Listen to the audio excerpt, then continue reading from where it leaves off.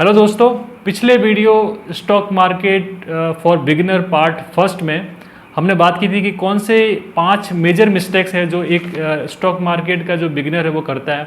इसके कारण उसका सारा कैपिटल ख़त्म हो जाता है, सारा पैसा उसका ख़त्म हो जाता है और वो स्टॉक मार्केट में कुछ भी अर्न नहीं कर पाता है और बाद में स्टॉक मार्केट को कोसते हुए जाता है कि इसमें कभी भी पैसा अर्न नहीं किया जा सकता है।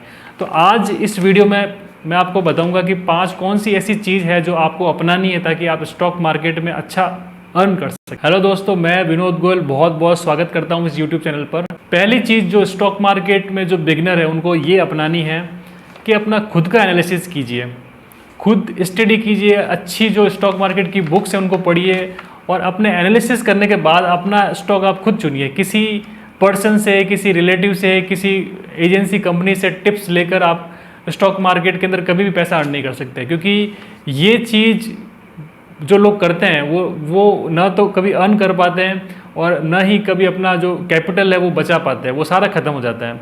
इसलिए अपने ऊपर विश्वास कीजिए, अपनी स्टडी एनालिसिस पे विश्वास कीजिए। जैसे स्टॉक मार्केट के अंदर चार्ट को पढ़ना बहुत ज़्यादा ज़रूरी है, क्योंकि कोई भी स्टॉक होता है उसका जो चार्ट होता है वो ये बता देता है कि स्टॉक किस टाइप से मूव कर रहा है। जैसे एक इंसान का नेचर होता है ना, वो कोई व्यक्ति ज़्यादा बात करता है, कोई कम बात करता है, कोई किसी के चलने का जो तरीका अलग होता है, वैसे स्टॉक की भी अपनी एक चलने का वे होता है। कोई स्टॉक में जो मूवमेंट आती है उससे उसके चार्ट के जो पुराने जो पास्ट को हम देखते हैं उससे हम एनालिसिस कर सकते हैं कि हाँ, इसमें जब ये मूवमेंट आई थी तब इसमें ये हुआ था। और हिस्ट्री अपने आप में रिपीट होती है, हर व्यक्ति जानता है। और साइकोलॉजी भी इसमें बहुत ज़्यादा वर्क करती है, क्योंकि जब पहले जो चीज़ हो चुकी है तो वो वापस कहीं ना कहीं रिपीट होती है, क्योंकि अक्सर ऐसा होता है।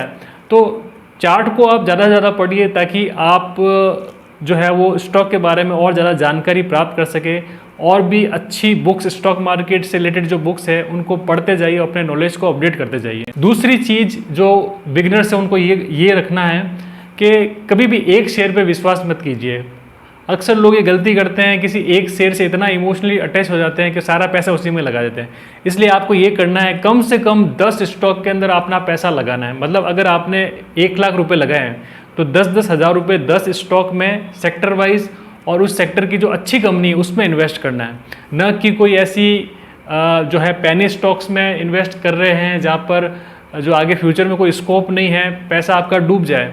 इससे बेटर ये है कि पोर्टफोलियो आपका डाइवर्सिफाई करके रखें, 10 से 12 स्टॉक में आप पैसा लगाएं और अच्छे सेक्टर वाइज जो है वो स्टॉक चुनते हुए उसमें आप पैसा लगाएं तो आपको डेफिनेटली उसमें फ़ायदा होगा। तीसरी बहुत इंपॉर्टेंट चीज़ है, जहाँ पर आपको लॉस हो रहा है, जिस स्टॉक के अंदर लॉस हो रहा है और आपको लग रहा है कि यार ये लॉस बढ़ता जा रहा है, उस स्टॉक में बिना सोचे हुए अपना स्टॉप लॉस कट करते हुए बाहर निकल जाइए, क्योंकि वो स्टॉक जो आपको फ़ायदा नहीं दे रहा है वो आगे आपका पेन बढ़ाता रहेगा, आपका जो पैसा भी कम होता जाएगा और आपका दर्द भी बढ़ता जाएगा। इससे बेटर है कि उस पनौती को आप अपने सर से हटाइए, उसको काट दीजिए, उस शेयर को बेच के अच्छे शेयर में इन्वेस्ट कीजिए।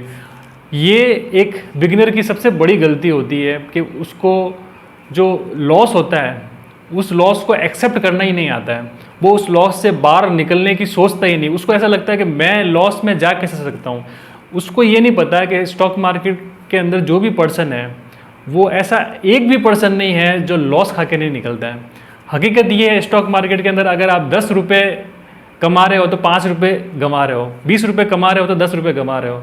तो ये इसमें ओवरऑल क्या हो रहा है? ओवरऑल ये हो रहा है अगर आप 20 रुपये कमा रहे हो, 10 रुपये गंवा रहे हो तो फ़ायदा तो 10 रुपये का हुआ ना। लेकिन कोई ये पर्सन के मुझे तो 1 रुपये भी नहीं गंवाना है, तो ऐसा तो इस स्टॉक मार्केट में कोई पर्सन मिलेगा ही नहीं। इसलिए इस चीज़ को जितना जल्दी आप समझ लोगे उतने आपको फ़ायदा होगा कि स्टॉक मार्केट के अंदर जो लॉस इज़ इनएविटेबल, मतलब ये अपरिहार्य है, अनिवार्य है, इसको आप मतलब रोक ही नहीं सकते, ये तो होके ही रहेगा। आपको सिर्फ अपनी एक ऐसी स्ट्रेटेजी अपनानी है कि आप पैसा जो कमाएं वो ज़्यादा होना चाहिए और जो लॉस जो है आपको छोटा होना चाहिए। इसीलिए तो स्टॉप लॉस की बात की जाती है। एक क्वेश्चन मैं आप लोगों से पूछता हूँ, गाड़ी के अंदर ब्रेक क्यों होता है? आप लोग ये कहेंगे गाड़ी के अंदर ब्रेक इसलिए होता है क्योंकि गाड़ी की स्पीड कम की जा सके। तो इसका आंसर ये है, गाड़ी के अंदर ब्रेक इसलिए होता है क्योंकि गाड़ी को आप तेज़ चला सको। क्योंकि अगर गाड़ी में अगर ब्रेक नहीं होगा तो अगर उस गाड़ी में हर व्यक्ति डरेगा, उस गाड़ी को 10-20 की स्पीड से ज़्यादा चला ही नहीं पाएगा। लेकिन आपको जब ये पता होता है गाड़ी के अंदर अच्छा ब्रेक है तो उसी गाड़ी को आप 100 की रफ्तार में, 120 की रफ्तार में दौड़ा सकते हैं। लेकिन जब आप ब्रेक लगाते हो वो गाड़ी वापस 40-50 पे आ जाती है, लेकिन वापस उसको रफ्तार बढ़ाया जा सकता है। इसलिए स्टॉप लॉस का जो महत्व है, इंपॉर्टेंस, वो ये है, वो गाड़ी के ब्रेक की तरह है। वो आपके लिए नुकसानदायक नहीं है।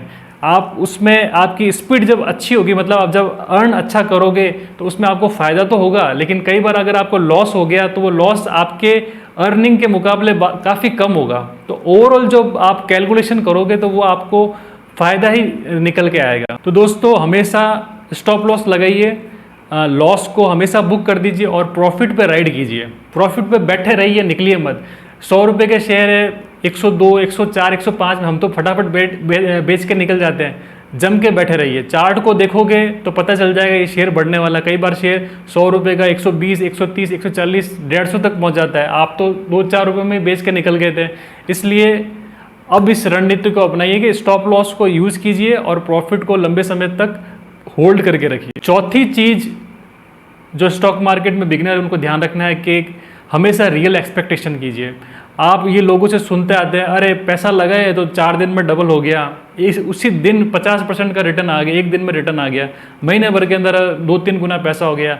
ये सारी जो चीज़ें हैं ना, इसमें कंसिस्टेंसी रख पाना पॉसिबल नहीं हो पाता है। आपका पैसा, ठीक है ना, कभी कभार हो सकता है बहुत एक्स्ट्राऑर्डिनरी रिटर्न मिल जाए, लेकिन इस पर लगातार वर्कआउट करते जाना, लगातार कंसिस्टेंसी के साथ में इसमें रिटर्न मिल पाना पॉसिबल नहीं होता है।